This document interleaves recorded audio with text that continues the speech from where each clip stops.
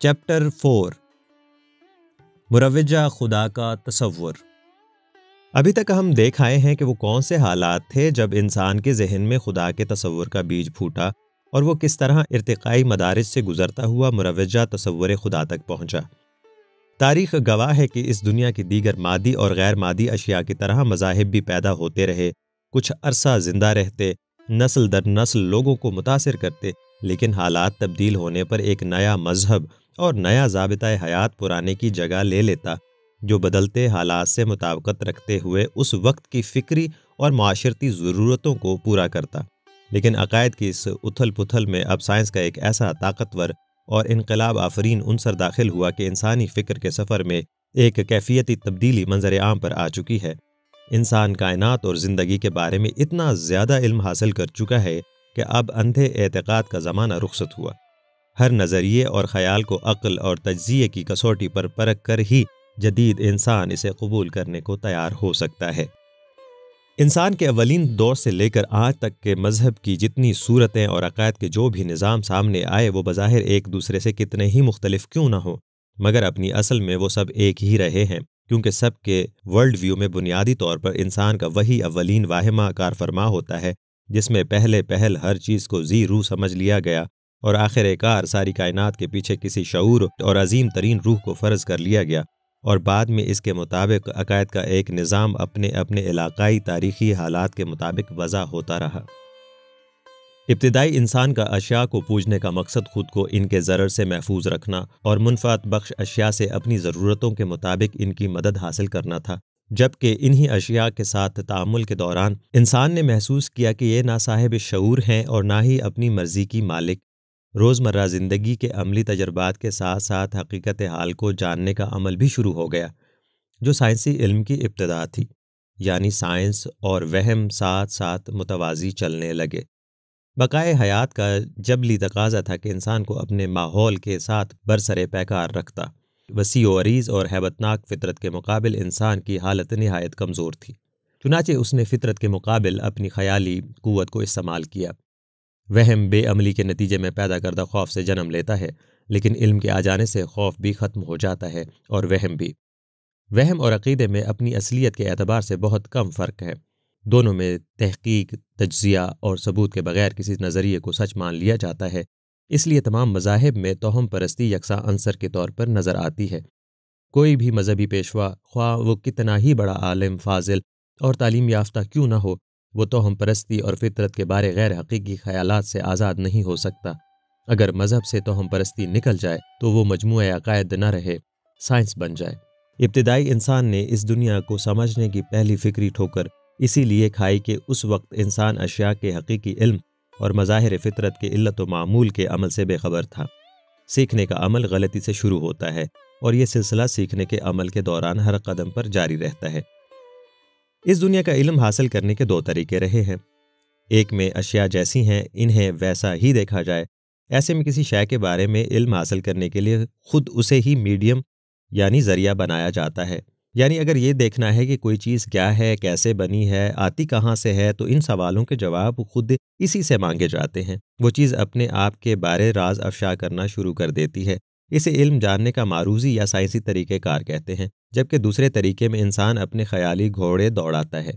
چیزوں کی اصلیت جانے بغیر ان کے بارے میں ایک خود ساختہ نقطۂ نظر وضع کر لیا جاتا ہے، جس میں اپنی پسند و ناپسند، خواہشات، مفادات، سماجی دباؤ یعنی ماں باپ اور ماحول کے دیے تعصبات شامل ہو جاتے ہیں۔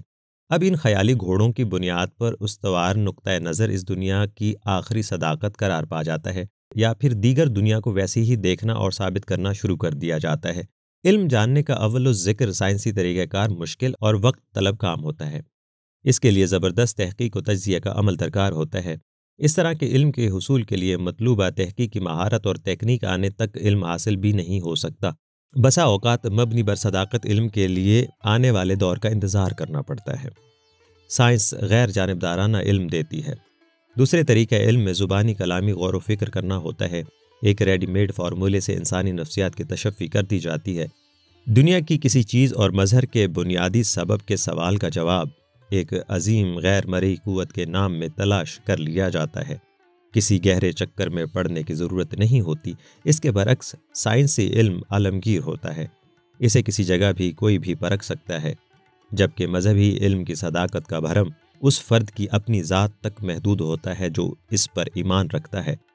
دوسرے کے لیے اس کی قطعی کوئی حیثیت نہیں ہوتی، لیکن سوچ کا یہی غیر سائنسی طریقہ آج بھی غیر تعلیم یافتہ معاشروں کا مقبول عام فکری اثاثہ ہے۔ مذکورہ بالا دونوں طریقہ ہائے حصول علم اولین دور سے ہی اپنی اپنی جگہ رائج رہے ہیں۔ انسان ایک فکری اور صاحب شعور جاندار ہونے کے ناطے اس دنیا کے بارے میں خیال آرائی کرنے اور تصوراتی تصویریں بنانے سے باز نہیں رہ سکتا تھا۔ چنانچہ اس نے اس دنیا و زندگی کے بارے میں بے شمار خیالی تصورات پیش کیے جو سادہ ترین فرضی اور وہمی قصوں سے لے کر گہری فلسفیانہ توجیہات پر مشتمل ہے، لیکن ایک بات طے ہے کہ تمام مذاہب کا اس دنیا کو دیکھنے کا طریقہ کار تصوراتی اور طبی قوانین سے ماورا ہی رہا ہے۔ یہ جو عقائد پیش کرتے ہیں ان کی تصدیق نہیں ہو سکتی، وہ مقدس ہونے کی بنا پر ایک نسل اور ماحول سے دوسری نسل اور ماحول کو منتقل ہوتے رہتے ہیں۔ شخصی تصور خدا۔ آج کے زمانے میں خدا کا جو عمومی تصور عامت الناس میں پایا جاتا ہے اور مذہبی پیشوا اسے جس طرح پیش کرتے ہیں، اس میں خدا ایک شخصیت پرسن بن جاتا ہے۔ مثلاً وہ بولتا، ناراض ہوتا، دوستی اور دشمنی رکھتا ہے، انعام و سزا دیتا اور ہماری ہر وقت خبر رکھتا ہے، وغیرہ وغیرہ۔ اگر کسی سے سوال کیا جائے کہ آپ خدا پر کیوں ایمان رکھتے ہیں، عموماً اس کے جواب میں مضبوط ترین دلیل یوں پیش کی جاتی ہے: کسی کے بنائے بغیر کوئی چیز نہیں بنتی، لہٰذا اس دنیا کی تخلیق کرنے والی کوئی نہ کوئی ہستی ضرور ہے اور وہی خدا ہے۔ مذکورہ دلیل دینے والے خود ہی تضاد میں پھنس جاتے ہیں کہ خدا صرف ایک مفروضہ ہے، جبکہ اس پر ایمان لانے کی پیش کردہ دلیل سراسر عقلی ہوتی ہے۔ وہ یہ بھول جاتے ہیں کہ خدا کے ہونے کی جو دلیل دے رہے ہیں، خود خدا کو اس کے اطلاق سے بچانے کی کیا عقلی دلیل ہوگی؟ یعنی اگر کسی کے بنائے بغیر کچھ نہیں بنتا تو پھر خدا کو کس نے بنایا؟ اور اگر ہم نے ایک تصور اور مفروضے پر جا کر رک جانا ہے تو اس کائنات پر ہی کیوں نہیں رک جاتے؟ خدا کو نہ ماننے والوں کا بھی کہنا ہے کہ اس کائنات کو کسی ذات، شعور یا روح نے نہیں بنایا، یعنی یہ کسی کے بنائے بغیر عالم وجود میں ہے۔ خدا پر ایمان رکھنے والے بھی مطمئن ہو جاتے ہیں کہ وہ کسی کے بنائے بغیر وجود میں آ گیا۔ اب سوال یہ پیدا ہوتا ہے کہ جن لوگوں کی تھوڑی دیر پہلے تسلی نہیں ہو رہی تھی یہ جانے بغیر اس کائنات کو کس نے بنایا ہے، وہ خدا کے بن بنائے وجود میں آ جانے پر کیسے مطمئن ہو جاتے ہیں اور اپنے ہی سوال کو خدا کی ذات پر لاگو کیوں نہیں کرتے؟ اور دوسری طرف اگر کوئی اس بات پر مطمئن ہے کہ اس کائنات کو کسی ہستی نے تخلیق نہیں کیا اور اس کے لیے اس کے پاس باقاعدہ عقلی دلائل بھی ہیں، ایسے میں اس کا موقف کیسے باطل قرار دیا جا سکتا ہے؟ خدا کا تصور اور مفروضہ بنیادی سوال کو محض ایک قدم آگے بڑھانے کے سوا کچھ بھی نہیں کرتا۔ کس نے بنایا کا سوال ویسے کا ویسا تشنا رہتا ہے، چنانچہ پھر وہ سوال دہرانے پر پابندی لگا دی جاتی ہے جس سے خدا کے ہونے کی راہ نکال لی گئی تھی۔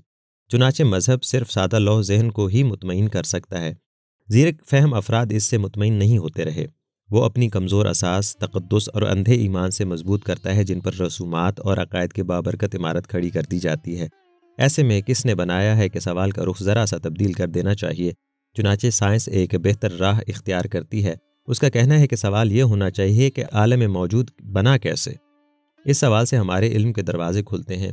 جب ہم عالم موجود کا مطالعہ اس زاویے سے کرتے ہیں تو ارتقاء اور تغیر کا ایک لامتناہی سلسلہ پیچھے کو چلتا ہوا نظر آتا ہے اور ہر چیز کی اپنی حد تک کس طرح اور کیسے بنی کا جواب ہمیں ملتا چلا جاتا ہے۔ اہل مذہب کا اس کائنات کو کس نے بنایا کا سوال پوچھنا غلط ہے۔ اس طرح کا سوال تب اٹھتا ہے جب کائنات اور اس کے اندر پائے جانے والی اشیاء جامد و ساکت ہوتی، جبکہ ہم دیکھتے ہیں کہ کوئی بھی چیز جو ہمیں نظر آ رہی ہے اس کا وجود، رنگ و روپ اور خصوصیات اپنے زمان و مکان کے ساتھ بندھی ہوئی ہیں، اور جب اس کا زمان و مکان بدل جائے تو وہ چیز اپنی پہلی حالت میں موجود نہیں رہتی۔ صرف ہماری زمین پر ہی پودوں اور جانوروں کی بے شمار قسمیں بدلتے حالات کے زیر اثر روز تبدیل، معدوم اور نئی پیدا ہو رہی ہیں۔ وہاں کس نے بنایا کا سوال ہی غلط ہو جاتا ہے۔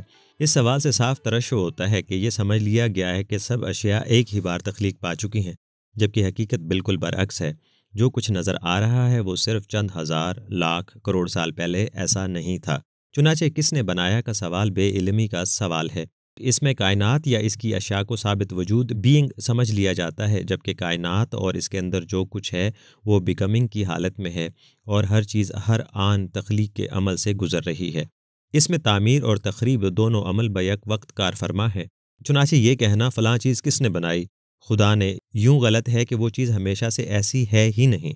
مثلاً پہاڑ اس زمین کے پیدائش کے وقت سے موجود نہیں، بلکہ زمین اربوں سال ان پہاڑوں کے بغیر رہی، اور ان پہاڑوں کی پیدائش اور موجودہ حالت میں ہم تک پہنچنے میں کروڑوں سال کا ارتقائی عمل درپیش رہا، اور کل یہ پہاڑ اپنی موجودہ حالت میں قائم نہیں رہیں گے، اور یہی حال دیگر سب اشیاء مظاہر کا ہے۔ عقائد کا مسئلہ۔ تمام مذاہب کی بنیاد اپنے ماحول کے دیے ہوئے عقائد کو جوں کا توں بنا کسی سوال کے دنیا کی آخری حقیقت کے طور پر مان لینے میں قائم ہے۔ گویا مذہب اس وقت حقیقت بنتا ہے جب اسے بطور حقیقت دل و جان سے قبول کر لیا جائے، لیکن اس مطلق حقیقت کی حیثیت کسی دوسرے مجموعہ عقائد پر ایمان رکھنے والے کے نزدیک بالکل صفر ہوتی ہے، یعنی کسی ایک فرد اور مکان کی آخری حقیقت صرف ساتھ والے فرد اور مکان میں مکمل باطل قرار پا جاتی ہے۔ چنانچہ اس طرح دنیا کے سب مذاہب ایک ہی وقت میں باطل بھی ہوتے ہیں اور اپنی اپنی جگہ پر مطلق حقیقتوں کے طور پر مانے بھی جا رہے ہوتے ہیں۔ صاف ظاہر ہے کسی صداقت، اور وہ بھی جس کا دعویٰ آخری صداقت کا ہو، اس کی یہ صورتحال آئیڈیل قرار نہیں دی جا سکتی۔ اس زاویے سے دیکھا جائے تو ساری دنیا کے لوگ ایک دوسرے کے نزدیک بالکل باطل عقائد کے اندر روحانی طور پر ٹھیک ٹھاک اور نہایت مطمئن زندگی گزار رہے ہیں، جبکہ کوئی ایک گروہ اپنے علاوہ دوسرے کے عقائد کے مطابق زندگی کا تصور بھی نہیں کر سکتا۔ عقائد کی یہی انتہائی موضوعیت سبجیکٹیوٹی اسے صحیح علم کے درجے سے باہر کر دیتی ہے، کیونکہ یہ سوال جب ایسی ہستی کے بارے میں ہو جو اس ساری کائنات پر محیط ہو، اور وہ ہر ایک کی ذاتی پسند اور ایمان تک محدود ہو جائے، تو اس پسند یا ایمان کو مطلق تو دور کی بات ہے، پرکھے بغیر عامیانہ صداقت کا درجہ بھی نہیں دیا جا سکتا۔ اب بحث اس نقطۂ نظر پر آ جاتی ہے کہ اس دنیا کو بنانے والی کوئی باشعور ذات ہے، اور وہ ایک پروگرام کے تحت اس دنیا کو چلا رہی ہے، اور مخلوقات میں سے اس کی خصوصی دلچسپی انسان کے ساتھ ہے، چنانچہ بسا اوقات اپنی پسندیدہ افراد کے ساتھ براہ راست رابطہ بھی قائم کر لیتا ہے۔ تو پھر تہذیب کی ابتدائی اشکال سے لے کر اب تک ہزارہا نوعیت کے عقائد کی موت و حیات کے کیا معنی ہے؟ وہی بات لوٹ کے مضبوط دلیل کے ساتھ سامنے آتی ہے کہ تمام عقائد انسان کے مختلف ماحول اور مختلف زمان و مکان کے تقاضوں اور اس وقت کے انسانی مادی اور فکری حالات کی انعکاسی کرتے ہیں۔ گویا صورتحال کچھ یوں دکھائی دیتی ہے کہ عقائد ہوں یا دیوتا، سب انسان کی اپنی ہی تخلیق ہیں، اور انسان ہی بدلتے ہوئے حالات میں ان میں رد و بدل کرتا رہتا ہے۔ کسی صداقت کی یہ شرط کہ اس پر پہلے ایمان لایا جائے خود صداقت کی توہین ہے۔ صداقتیں اور حقیقتیں تنقیدی نظر اور معروضی مطالعہ سے سامنے آتی ہیں، اندھے ایمان سے نہیں۔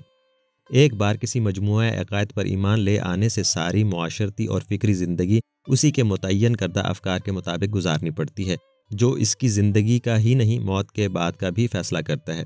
فرض کیا کہ ایک انسان جو جنگل میں ہی پلا بڑھا، اور اس نے بڑی معصومیت کے ساتھ اور بڑے ہی خشوع و خضوع سے اپنے خاندانی جادو و منتر سے بھرپور عقائد کے ساتھ کسی درخت یا جانور کی پوجا کی، تو اس شخص کا کیا قصور ہے اس کے مقابلے میں جس تک بقول اپنے تئیں خدا کا بھیجا ہوا صحیح عقیدہ پہنچا ہے؟ عقائد کے اس جنگل میں جہاں سب کا دعویٰ ہے کہ وہ دوسرے سب عقائد کے مقابلے میں سچے اور اعلیٰ ہیں، اور ہر ایک کے پاس اپنے آباء و اجداد اور مقدس شخصیات کی تحریریں اور باتیں بطور دلائل اور ثبوت موجود ہیں، اس ساری بحث کا مطلب یہ ہے کہ عقائد کی دنیا کا مرکزی کردار خود حضرت انسان اور اس کا شعور ہی ہے۔ اس کی نگاہ پتھر کو خدا بنا دیتی ہے اور ایک وہم اور مفروضہ حقیقت مطلق میں بدل جاتا ہے۔ خدا ہے یا نہیں کا سوال یوں بھی انسانی ساختہ معلوم ہوتا ہے کہ یہ سوال صرف انسانی ذات تک محدود ہے۔ کائنات میں کسی جمادات، حیوانات اور نباتات کو یہ مسئلہ درپیش نہیں ہے۔ یہ انسان ہی ہے جو شعور کی ایک سطح پر خدا کا اقرار کرتا ہے اور شعور کی دوسری سطح پر اس کے وجود سے انکار کرتا ہے۔ جس کسی نے بھی خدا کے ساتھ کسی طرح کے رابطے کا دعویٰ کیا ہے، وہ بھی بہرحال انسان ہی تھا، یعنی اگر انسان خدا کا ذکر نہ کرے تو اس کا تصور ہی معدوم ہو کر رہ جائے۔ یوں خدا کے ہونے کے لیے سب سے پہلے انسان کا ہونا ضروری ہے، اور پھر اس انسان کا جو اس کا ذکر کرتا رہے۔ اب یہ بھی دیکھا گیا ہے کہ خدا کے نہ ماننے والے کی زندگی بھی بالکل نارمل ویسی کی ویسی ہی گزرتی ہے جیسے کسی ایمان والے کی، بلکہ کئی لحاظ سے نہ ماننے والے کی زندگی زیادہ اچھی گزرتی ہے کہ وہ کئی طرح کے اوہام سے بچ جاتا ہے اور زندگی کے ہر مرحلے پر درپیش صورتحال کو حقیقی تناظر میں دیکھتا ہے، جبکہ خدا پر ایمان رکھنے والا وہموں کے جال میں پاپ اور پنیہ کا بوجھ لیے زندگی گزارتا ہے۔ وہ انہی واہموں تلے یا تو اپنی اور اپنے گرد و پیش کے لوگوں کی زندگی اجیرن کر دیتا ہے، یا پھر دوہری زندگی بسر کرتا ہے۔ منافقت کے لیے ایمان یافتہ ہونا لازمی شرط ہے۔ اس کی وجہ یہ ہے کہ جو عقیدہ نہیں رکھتا وہ زندگی کو ایسے ہی دیکھتا ہے جیسی کہ وہ ہے اور اسے اس کے تقاضوں کے مطابق گزارتا ہے، چنانچہ وہ کسی دوہری زندگی یا احساس گناہ کا شکار بھی نہیں ہوتا۔ جبکہ کوئی کتنے ہی زہد و تقویٰ کا دعوے دار ہو، دوہرے معیار کی زندگی سے بچ نہیں سکتا، چونکہ وہ اول و آخر انسان ہوتا ہے، لہٰذا زندگی کی ضرورتیں، خواہشات، جذبات اور احساسات اسے مادی دنیا کے حصول کی طرف کھینچتے ہیں اور عقائد کا دیا وہم اپنی طرف کھینچتا ہے، جس کے لیے مادی دنیا کی نفی ضروری شرط ہے۔ اکابرین عقائد اسی لیے اہل ایمان کی توجہ ہٹانے کے لیے اس دنیا کی زندگی کو سنوارنے کی بجائے بعد از موت کی فرضی زندگی کے بارے میں ہر وقت فکر میں مبتلا رہنے کی تلقین کرتے رہتے ہیں۔ چنانچہ دنیا کا کوئی بھی مذہبی شدت پسند دوغلی زندگی کے بغیر نہیں رہ سکتا، بلکہ عام مشاہدہ ہے کہ وہ کسی بھی عام آدمی سے زیادہ لالچ، حرص، تنگ نظری کا شکار ہوتا ہے، کیونکہ عقائد کی پیدا کردہ گھٹن اس کی شخصیت اور نفسیات کو مسخ کر دیتی ہے۔ نارمل نشو و نما صرف سائنسی طرز فکر کے حامل انسان کی ہی ہو سکتی ہے کہ سائنسی فکر ہی اس دنیا کی داخلی اور خارجی حقیقتوں سے مطابقت پیدا کرتی ہے۔ مروجہ تصور خدا تضادات کے آئینے میں۔ مروجہ تصور خدا کو خالق کائنات قرار دیتا ہے، جس کا ہم خود بھی حصہ ہیں۔ گویا خالق اور مخلوق دو الگ الگ ہستیاں ہیں۔ خالق اور مخلوق کی یہ دوئی خدا کو ناگزیر طور پر محدود ہستی کا درجہ دے دیتی ہے، ایک طرف خالق، دوسری طرف مخلوق۔ اس طرح خدا ایک متعین شے بن جاتا ہے، لیکن اگر خدا لامحدود انفینٹ مان لیا جائے تو پھر خدا اور کائنات دونوں الگ الگ نہیں ہو سکتے۔ محدود کا لامحدود میں ضم ہونا ناگزیر ہے۔ لامحدود کا مطلب ہمہ جہت ڈائمنشن میں لامحدود۔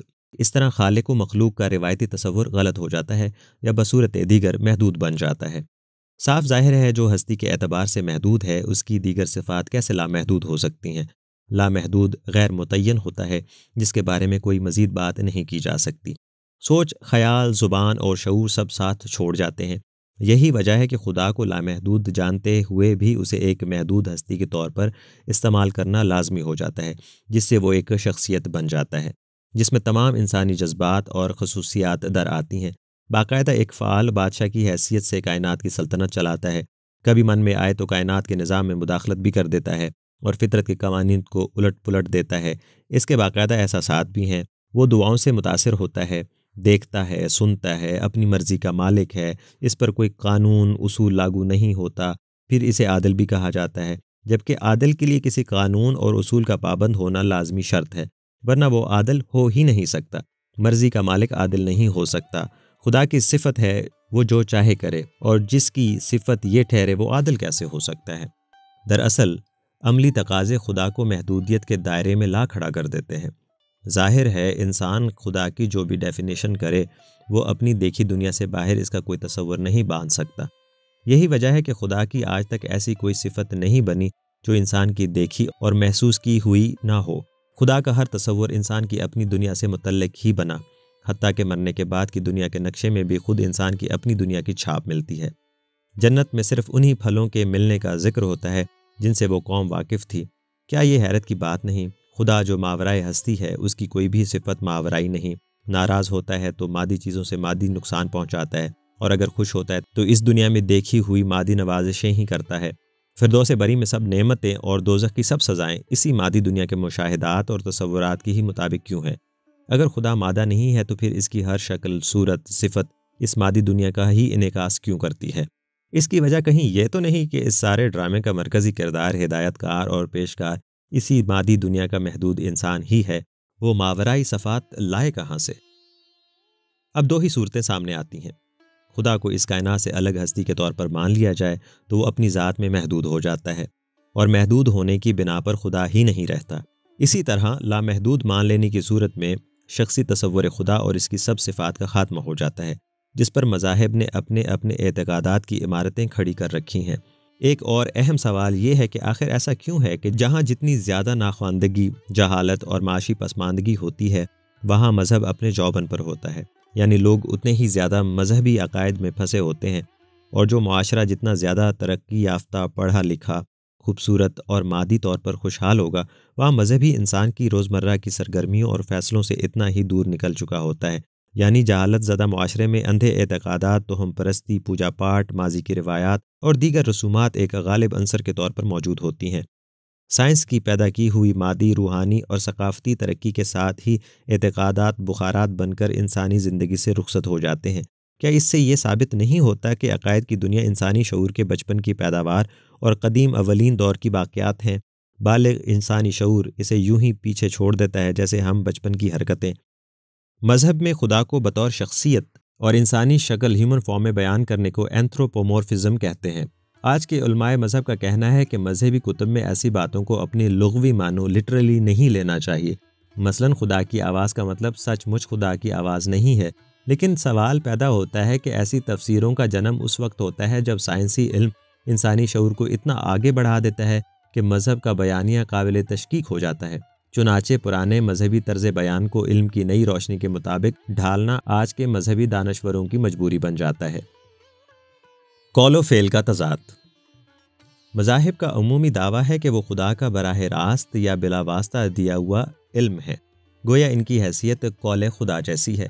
اب سوال یہ ہے کہ اگر مذہب واقعی خدا کا براہ راست دیا علم ہے تو اس کائنات کے بارے میں مذاہب نے آج تک انسان کو جو معلومات باہم پہنچائیں وہ سائنس کی بیان کردہ حقیقتوں سے اتنی مختلف، متضاد اور مبہم کیوں تھیں؟ ظاہر ہے سائنس ایک ایسا معروضی علم ہے جو ہمیں بتاتا ہے کہ خدا کی خلق کردہ دنیا کس ترتیب و ترکیب اور کن قوانین اور اصولوں کے مطابق بنی ہوئی ہے۔ چنانچہ انسان بذریعہ سائنس اپنے ماحول کا صحیح علم حاصل کر کے ہی انہیں اپنے مقاصد کے لیے استعمال کرتا ہے۔ اگر سائنس اشیاء کا مبنی بر حقیقت علم نہ ہوتی تو انسان نے سائنس کے ذریعے جو کارہائے نمایاں سر انجام دیے ہیں وہ ہرگز حاصل نہ ہو پاتے۔ اب صورتحال یہ ہے کہ کائنات کو بطور خدا کا فعل ایکشن کہہ سکتے ہیں، لیکن کائنات اس کے سوا کیا ہے کہ گاڈ ان ایکشن ہے، اور خدا کا یہ فعل کیسے اور کیوں کر ہو رہا ہے، اس علم کو سائنس کہتے ہیں، اور بقول مذاہب وہ خدا کا دیا زبانی علم ہے۔ لیکن تاریخ اس باب میں ہماری رہنمائی نہیں کرتی کہ مذاہب نے انسان کو کائنات کے بارے صحیح، صاف اور غیر مبہم علم دیا ہو۔ اس کے برعکس قصے، کہانیاں، مبہم باتیں اور غیر حقیقی توجیہات کی بھرمار زیادہ نظر آتی ہے۔ انسان نے آج تک اس دنیا کے بارے میں جتنا بھی علم مجتمع کیا ہے، مذہب کا اس میں کوئی حصہ دکھائی نہیں دیتا، بلکہ تاریخ ان واقعات سے بھری پڑی ہے۔ جہاں مذہب کا غلبہ ہے وہاں آج بھی ایسا ہی ہے کہ عقائد کی اس دنیا کے بارے میں جاننے کی انسانی جستجو کے راستے کی ہمیشہ رکاوٹ بنے رہے۔ بے شمار فلاسفر، مفکر اور سائنسدان مذہبی پیشواؤں کے کفر کے فتووں کے نشانہ بنے۔ اگر یہ مذاہب خدا کا بتایا ہوا علم ہوتے تو سائنسی انکشافات اور مذاہب کی بتائی ہوئے معلومات میں کوئی فرق نہیں ہونا چاہیے تھا، لیکن عقائد کا مروجہ نظام انسان کو ایک ایسے مختلف ورلڈ ویو کی طرف لے جاتے ہیں جس کی سائنسی علم پر مبنی انسانی شعور نفی کرتا ہے۔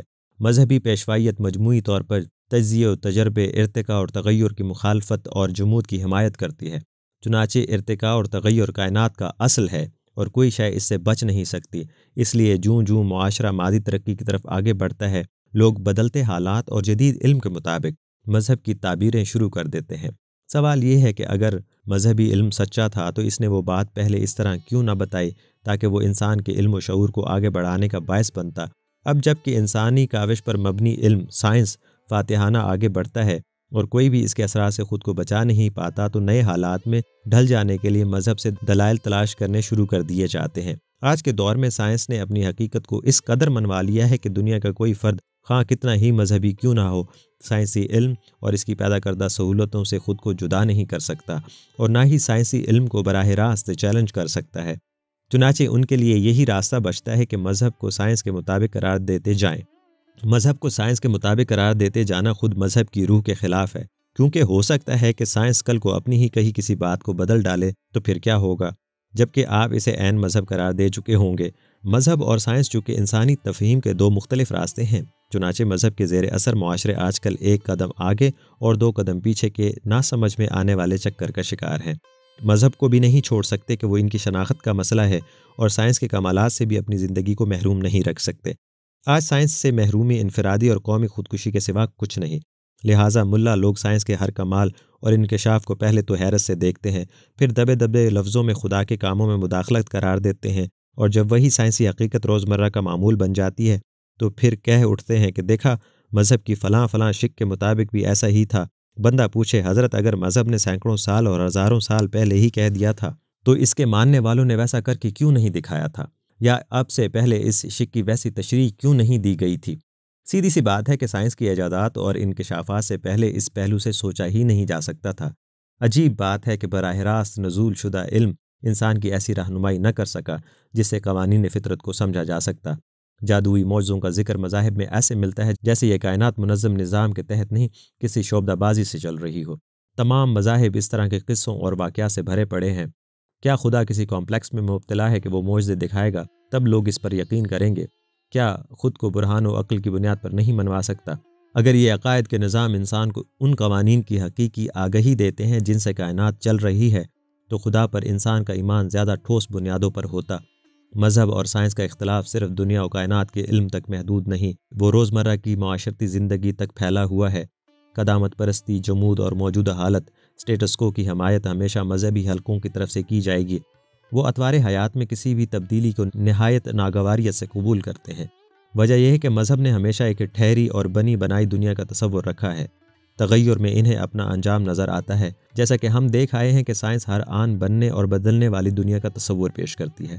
اس کے نزدیک موت اور حیات دو الگ الگ فینومینن نہیں، وہ ایک دوسرے کے ساتھ گتھے ہوئے عمل ہیں۔ ہر چیز ہر وقت بن بھی رہی ہوتی ہے اور بگڑ بھی۔ خدا سے براہ راست علم لینے والے زمین، چاند، سورج، ستارے، نباتات اور حیوانات کے بننے کا ذکر یوں کرتے ہیں جیسے یہ آج دکھائی دے رہے ہیں۔ وقت تخلیق بھی ایسی ہی تھی، حالانکہ انہیں موجودہ شکل میں آنے میں کروڑوں اربوں سال لگے، اور یہ سب آج بھی تبدیلی کے عمل سے گزر رہی ہیں۔ مثلاً کہنا یہ زمین خدا نے بنائی تھی، سوال پیدا ہوگا وہ کون سی والی زمین تھی؟ موجودہ شکل تک پہنچنے سے قبل زمین کئی سو کروڑ سال تک مختلف حالتوں میں رہی۔ کبھی صرف گیس اور غبار تھی، کبھی بغیر پانی کے، کبھی اس کی فضا صرف زہریلی گیسوں پر مشتمل تھی، اور کبھی یہ فقط برف کا گولا تھی۔ مندرجہ بالا معروضات سے یہی نتیجہ نکالا جا سکتا ہے کہ اگر کوئی اس کائنات کی خالق ہستی ہوتی تو اس کے قول اور فعل میں کوئی تضاد نہ ہوتا۔ اگر اسے لوگوں تک براہ راست علم پہنچانا ہوتا تو وہ اس دنیا کی بالکل صحیح تصویر کشی کرتا، جبکہ معاملہ برعکس ہے۔ علوم الہیات کے مدعی حیات و کائنات کے بارے بچگانہ قصے کہانیاں اور نہایت سطحی اور سادہ لوحی پر مبنی معلومات فراہم کرتے رہے ہیں، جو انسانی شعور کے بچپن کی نمائندگی کرتے ہیں۔ مذہب اور سائنس کے تضاد پر ہمیں غور کرنا ہوگا کہ اول الذکر کی اس کائنات کے بارے معلومات کیوں ناقص رہی ہیں، اور کیا اسے خدا کا براہ راست دیا علم ایسے حالات میں سمجھا جا سکتا ہے؟ شیطان اور خدا۔ ہم دیکھتے ہیں کہ خدا کے ساتھ ساتھ شیطان کا تصور بھی کسی نہ کسی شکل میں تمام مذاہب میں پایا جاتا ہے، جس سے اس عالم میں پائے جانے والی بدی کی تشریح کی جاتی ہے اور اس کے مقابل خدا کو خیر محض کی علامت قرار دیا جاتا ہے۔ سوال اٹھتا ہے شیطان کا خالق کون ہے؟ اگر شیطان کو بھی خدا کی طرح ابدی اور خود مختار ہستی کے طور پر تسلیم کر لیا جائے تو اس سے خدا کی لاشریک مقتدر اعلیٰ کی صفت مجروح ہو جاتی ہے۔ لیکن اگر اسے مخلوق سمجھا جائے تو اس سے سوال پیدا ہو گیا کہ برائی کے اس ماخذ کو خدا نے آخر پیدا ہی کیوں کیا؟ اس سوال کا کچھ بھی جواب دیا جائے، اس دنیا میں ساری برائی اور شر کا رخ بالآخر نہ صرف خدا کی طرف پھر جاتا ہے، بلکہ اس کے خیر محض ہونے کی صفت بھی قائم نہیں رہتی کہ برائی کے سب سے بڑے سرچشمے کو پیدا کرنے والی ہستی خود اس کی اپنی ہی ذات ہے۔ چنانچہ مذاہب کے دیے شخصی نوعیت کے تصور خدا پر ہمیشہ یہ اعتراض ہوتا رہا ہے کہ ایک طرف کہا جاتا ہے کہ خدا نہ صرف خیر محض ہے بلکہ اس کی مرضی کے بغیر پتہ بھی نہیں ہل سکتا، تو دوسری طرف وہ شر کے منبع کو نہ صرف پیدا کرتا ہے بلکہ وہ دنیا میں دندناتا پھرتا ہے۔ ایسی صورتحال میں شر کے وجود کی ذمہ داری سے خدا کو مبرہ کیسے کیا جا سکتا ہے؟ چنانچہ زرتشت نے اس طرح کی صورتحال سے بچنے کے لیے یزداں اور اہرمن کا تصور پیش کیا۔ یزداں نیکی اور اہرمن بدی کا سرچشمہ قرار پایا۔ چنانچہ مجوسیوں نے اہرمن کو وہی درجہ دیا جو یزداں کو حاصل ہے، لیکن مشرق وسطیٰ کے مذاہب نے اہرمن ابلیس کا درجہ ذرا کم کر دیا ہے، لیکن اس سے خدا بدی کے ماخذ کا خالق بھی بن گیا۔ اس طرح نیکی و بدی اور جزا سزا کا سارا عمل ایک بے رحم ڈرامے کی شکل اختیار کر لیتا ہے۔ اس الزام سے کسی حد تک بچنے کے لیے یہ کہا گیا کہ ابلیس نے خود ہی خدا کی حکم عدولی کی، جس کے نتیجے میں اسے بے عزت کر کے خدا کے دربار سے باہر نکال دیا گیا۔ اس دن سے وہ انسان کو ورغلانے اور خدا انسان کو ابلیسیت سے بچانے کے لیے سرگرم عمل ہو گئے۔ کائنات کے ان دو بڑوں کے بیچ میں شامت اعمال بیچارے انسان کی آ گئی۔ کہا جاتا ہے کہ کسی نے ابلیس سے پوچھا کہ تو نے آدم کو سجدہ کرنے کا حکم کیوں نہ مان لیا؟ تو ابلیس نے جواباً کہا کہ سوچے سمجھے منصوبے کے تحت اسے ایک دوراہے پر لا کھڑا کیا گیا، جہاں سے وہ کوئی بھی راہ چنتا اس کا یہی انجام طے ہو چکا تھا، کیونکہ پہلے سے ایک حکم موجود تھا کہ خدا کے سوا کسی کو سجدہ نہیں کرنا، اور پھر خود ہی آدم کے بت کو سجدہ کرنے کو کہہ دیا گیا۔ اگر وہ سجدہ کر بھی دیتا تو یہ الزام لگا دیا جاتا کہ تمہارا امتحان لیا جا رہا تھا، کہ خدا کے سوا تم کسی کو سجدہ کرتے ہو یا نہیں۔ خیر یہ توجیہ تو برسبیل تذکرہ آ گئی۔ بات یہ ہے کہ جس طرح خدا کو شخصیت دے دی جاتی ہے، اسی طرح شیطان کو بھی ایک شخصیت متصور کر لیا جاتا ہے، ایک ایسا ماورائی وجود جو ہر جگہ شر اور بدی کے اسباب پیدا کرتا رہتا ہے۔ چنانچہ جہاں خانہ خدا بنائے گئے، وہاں شیطانوں کے اینٹ پتھر سے بنے چبوترے بھی کھڑے کیے گئے۔ جس طرح خدا کے ساتھ انسانی صفات منسوب ہونے سے وہ بہت چھوٹا ہو جاتا ہے، اسی طرح شیطان کا ایک محدود اور شخصی تصور بدی کے موضوع کی جامعیت ہی ضائع کر دیتا ہے۔ چنانچہ شیطان کو منہ زبانی برا کہنے اور اس پر میکان کی طریقے سے کنکریاں برسانے والے افراد اور معاشرے کے اندر کا شیطان جوں کا توں قائم رہتا ہے۔ برا کی کمیت و کیفیت میں کوئی فرق نہیں پڑتا۔ لہٰذا اگر یہ کہا جائے کہ مذہب اس کائنات کے اندر موجود بدی، شر اور منفی قوتوں کی صاف اور واضح توضیح پیش کرنے سے قاصر ہے تو بیجا نہیں لگتا، حالانکہ اس سارے کا دار و مدار ہی بدی اور شر کے خلاف جہاد میں رہا ہے۔ شر اور بدی کے بارے میں بھی اس کا موقف انسان کے بچگانہ شعور کی واقعات کو ہی منعکس کرتا ہے۔ سوال یہ ہے کہ کیا شر صرف انسانی زندگی ہی کا حصہ ہے یا دیگر اشیاء اور مظاہر میں بھی یہ عمل جاری ہے؟ اس معلوم کائنات میں صرف خیر محض کا تصور کہیں نظر نہیں آتا، یہ ہر جگہ یہ دنیا مثبت اور منفی یعنی نیکی اور بدی کا مرکب معلوم ہوتی ہے۔ واضح طور پر اس کائنات میں بدی اس قدر موجود ہے جتنی نیکی، صرف مثبت چارج اقدار سے اس کائنات کے وجود کا تصور بھی ناممکن ہے۔ کہکشاؤں کی دنیا سے لے کر ایٹم کی خوردبینی دنیا تک ہر جگہ اور ہر آن تعمیر اور تخریب کا عمل یکساں نظر آتا ہے۔ چنانچہ کیا ایسا نہیں ہے کہ شیطان اور خدا ناگزیر طور پر ایک دوسرے کے وجود سے وابستہ ہیں؟ دراصل اس دنیا و کائنات کو خیر اور شر کے معیارات سے دیکھنا صحیح نہیں ہے۔ یہ پیمانے انسان اپنے تاریخی اور جغرافیائی حالات کے مطابق خود بناتا رہا ہے۔ سوال یہ ہے کہ زلزلہ خیر ہے کہ شر؟ ابتدائی انسان نے اسے بدی کی قوت کے طور پر محسوس کیا۔ صاف ظاہر ہے کہ وہ انسان کے لیے تباہی کا سبب بنتا ہے۔ چنانچہ آج بھی مذہبی حلقے اسے خدا کا قہر اور لوگوں کے گناہوں کا نتیجہ قرار دیتے ہیں، لیکن کیا کائنات کے حوالے سے زلزلہ کو شر قرار دیا جا سکتا ہے؟ بڑے دائرے میں جا کر جب غور کیا جائے تو زلزلوں کے بے شمار خیر کے پہلو دکھائی دیں گے۔ آج ہم اپنی زمین کو خدا کی جو بہترین تخلیق قرار دیتے ہیں، ارضیاتی سائنس کے مطابق اس کی موجودہ حیت ساری کی ساری زلزلوں کی ہی مرہون منت ہے۔ خود زندگی کا آغاز اور بقا کے ڈانڈے زلزلوں کے پیدا کردہ اثرات سے ملائے جاتے ہیں۔ ان مذہبی پیشواؤں سے یہ بھی پوچھ لینا چاہیے کہ جب اس دھرتی پر انسان کا وجود ہی نہ تھا، زلزلے تب بھی آیا کرتے تھے۔ خود سمندر کے اندر ہر وقت کہیں نہ کہیں زلزلے آتے رہتے ہیں جو نئے جزائر کی تخلیق کا سبب بھی بنتے ہیں۔ ان زلزلوں کے بارے میں تو ہمیں کوئی خبر بھی نہیں ملتی۔ کیا زیر سمندر زلزلے مچھلیوں یا دیگر آبی جانداروں کے گناہوں کی پاداش ہوتے ہیں؟ کیا زلزلے کی حدود سے باہر گناہ سرزد نہیں ہو رہے ہوتے؟ تو جواب میں کہا جاتا ہے کہ خدا باقی لوگوں کے لیے عبرت کا سامان پیدا کرتا ہے۔ کیا چند معصوم اور غیر معصوم لوگوں کا انتہائی بے دردی سے قتل و غارت کر کے دوسروں کے لیے محض عبرت کا سامان پیدا کرنا بذات خود ایک ظالمانہ کھیل نہیں ہے؟ ان سب گزارشات سے ثابت ہوتا ہے کہ جس علم نے خیر اور شر کے عنوان کا ٹھیکہ لے رکھا ہے، وہ خیر اور شر کی من مرضی کی تعبیریں کر کے انسانی شعور کو ورغلانے کا سبب بنتا ہے اور انسان کو دنیا کی حقیقی علوم سے کوسوں دور کر دیتا ہے، جبکہ کافر سائنسدان ہر وقت انسان کو اس کارخانہ قدرت کے بارے صحیح علم فراہم کرتے رہتے ہیں۔ ہم زلزلوں یا اسی طرح کی آفات سے گناہوں کی تعبیریں ڈھونڈتے رہتے ہیں، جبکہ وہ ایسے آلات ایجاد کرتے ہیں جو ان آفات کا قبل از وقت علم دے۔ تعمیرات کے لیے ایسے ڈیزائن اور مٹیریل بنانے کے بارے میں غور کیا جاتا ہے جن سے زلزلوں کے منفی اثرات سے بچا جا سکے۔ بات ہو رہی تھی کائنات کے حوالے سے خیر اور شر اپنا اپنا الگ وجود نہیں رکھتے۔ ہر خیر کسی کے لیے شر ہے اور ہر شر کسی دوسرے کے لیے خیر کا موجب ہے۔ اب مسئلہ آ جاتا ہے انسانی دنیا اور اس کی معاشرت کا۔ یہاں پر بھی مذہب اپنے دعوے میں نہایت کمزور دکھائی دیتا ہے کہ وہ انسان کو بہترین اخلاقیات کی طرف گامزن کرتا ہے، بلکہ دلیل پیش کی جاتی ہے کہ خدا پر ایمان کے بغیر انسان نیکی کے راستے پر کیسے چلے گا اور اسے بدی سے باز کیسے رکھا جا سکے گا۔ اس سے بیشتر کہ نیکی اور بدی کے سوال پر کسی گہرے تجزیے میں جایا جائے، ان کے مذکورہ دعوے کو پرکھنے کے لیے انہی ایمان یافتہ لوگوں پر سرسری نظر ڈال لی جائے تو وہ خود انفرادی اور اجتماعی زندگی میں نیکی پر چلنے اور برائی سے بچے رہنے کی کوئی مثالی تصویر پیش کرتے نظر نہیں آتے، بلکہ ایک عام نظر سے ہی یہ نتیجہ سامنے آ جاتا ہے کہ عقائد زدہ قومیں مذہب سے دور قوموں کے مقابلے میں کہیں زیادہ اخلاقی گراوٹ، منافقت، لوٹ مار، بے ایمانی، بددیانتی، استحصال، کامچوری، سہل پسندی، جستجو سے عاری، وقت کی قدر سے بے نیاز اور ذاتی مفادات کی ماری نظر آئیں گی۔ انفرادی سطح پر جتنا زیادہ کوئی پابند مذہب ہوگا اتنا ہی اپنے گرد و پیش کے لوگوں کے لیے ناقابل اعتبار ہوگا۔ لوگ عام تجربے اور مشاہدے کی بنیاد پر ایسے شخص سے بے اصولی، اخلاقی گراوٹ اور خود غرضی کی زیادہ توقع رکھتے ہیں۔ چنانچہ سمجھنے کے لیے اتنا ہی کافی ہے کہ خدا کے نام پر انسان کو برائی سے بچایا اور نیکی کے راستے پر لگایا نہیں جا سکتا۔ مذہب پر عمل پیرا بے شمار لوگوں کا عملی کردار اس حقیقت کا منہ بولتا ثبوت ہے۔ آج مذاہب صالح معاشرہ پیدا کرنا تو دور کی بات ہے، چند صالح افراد بھی پیدا کرنے میں ناکام ہے۔